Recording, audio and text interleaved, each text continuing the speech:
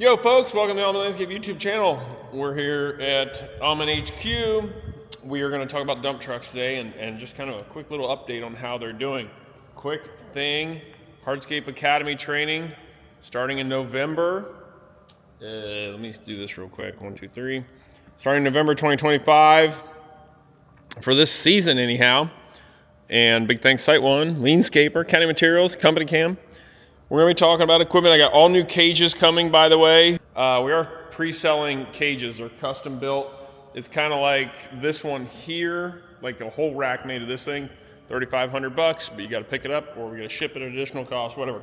We'll show those tools here a little bit. But let's talk dump trucks at the moment. Here we go. So what did we buy? Well, if you didn't catch it, we have Chevy 1 ton. These are 2024s, one's a 25, I think. I don't know, whatever. But we got 3 of them. We got a loan on one of them and leased 2 of them. There are advantages to leasing, there are disadvantages to leasing. The lease was a little bit cheaper per month, but also doesn't show up as debt on your bookkeeping. So that's a whole nother strategy for a whole nother day. Actually, we talk about that in the Kid Contractor podcast. You have to go there for that. But I want to just show you what the trucks are up to, how they're being used. One of the things about having 3 different trucks, there are 3 trucks that all look the same. Nobody knows hardly ever what trucks are what because they all look very similar, even with the outfitting. Mr. Bo, one of the things, all his tools on this truck are gray, the Buckeye, Ohio State Buckeye fans, so he can be the gray truck.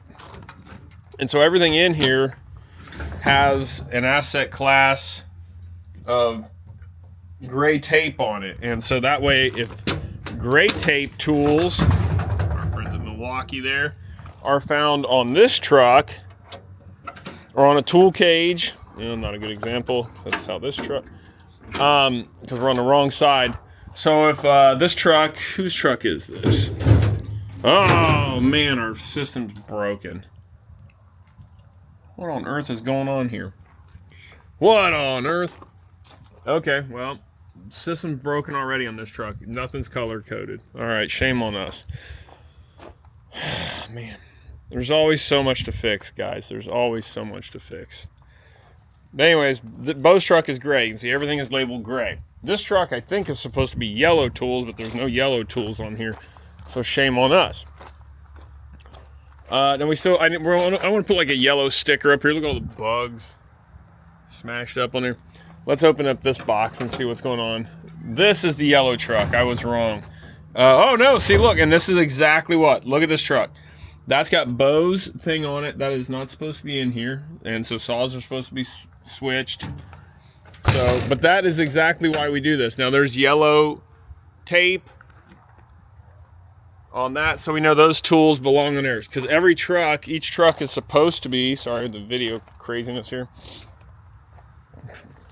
but yeah, so you can see some yellow handled tools on there. We've outfitted all of them with tool racks like this. You can see 1, 2, 3. We also put these steps on them here, which is pretty cool. Lots to discuss here. My gosh, this is all craziness. But one of the things we did too was when these sides are down, we bought these on Amazon, but that way, whoops, sorry folks, I'm not used to this gimbal thing. But we put these we bolted these on here, and so that way, get my tinny runners up there, but we can, grab a handle and get a leg up easier, and for our staff that's aging, it's a little bit better. But you can see we've got these things all laid out very similar to each other, and that's the idea. We want uniformity so that like each of our apprentices and new guys or junior foremen or senior foremen, whatever, all the trucks are built the same. Now I want that painted black. We need to get that painted black. It cleans it up, but that's kind of that system there. But we're just systematizing all these trucks, and then there's cages, tool cages and stuff to go with each job site. That's beside the point at the moment. But overall, the idea is, and this is the truck, I'll use it as an example, and we'll dump it out. But the way we have these pack outs built out is so that we can still dump the bed, because the idea is we're not hauling 20 tons of material from here. We're having that amount of material delivered. But one bad thing is these are heavy because they're steel, but we can only spend so much money at any given point in business, right? But let's test real quick. Let's dump this thing out. Now these are electric dump. This truck's looking tidy. We're trying to work on keeping everything tidy and clean.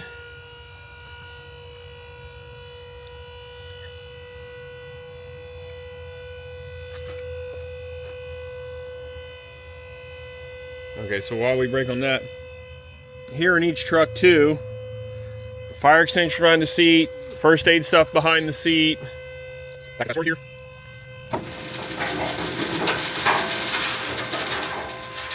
But the idea is, and one of the things too we're going to add is we're going to add a tool rack under here that our shovels and stuff can go there and make them easier to get to. But the idea is, again, we're not hauling, 10 tons of material to a job, or even 5 for that matter. But this is really handy for export of material. We just got a couple Bobcat scoops of scraps or whatever. And again, that's why that fold down side is so necessary.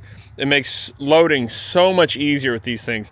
But all our tools and all that stuff stays in there for the quick dumping at the end of the day, because we have all of that down there. We wanted, again, all these trucks outfitted like crazy, with, okay, so their system's not totally broken. There's a yellow strap on that. And then the Milwaukee tools in this thing are all yellow striped on here. So, we do have a system that we're following for the most part. Needs tuned up. It is towards, fourth quarter of the season. Things are getting a little crazy, by the way. 811 codes there, right? So if you find, that's why you've got a mark in white, so that when you're on job sites, you're not confusing the other utilities or other people that might think certain utilities in certain places, right? We went gas on these because I can't afford diesel, and I can't justify the cost for being in Fairfield County, but it's just not hilly enough here.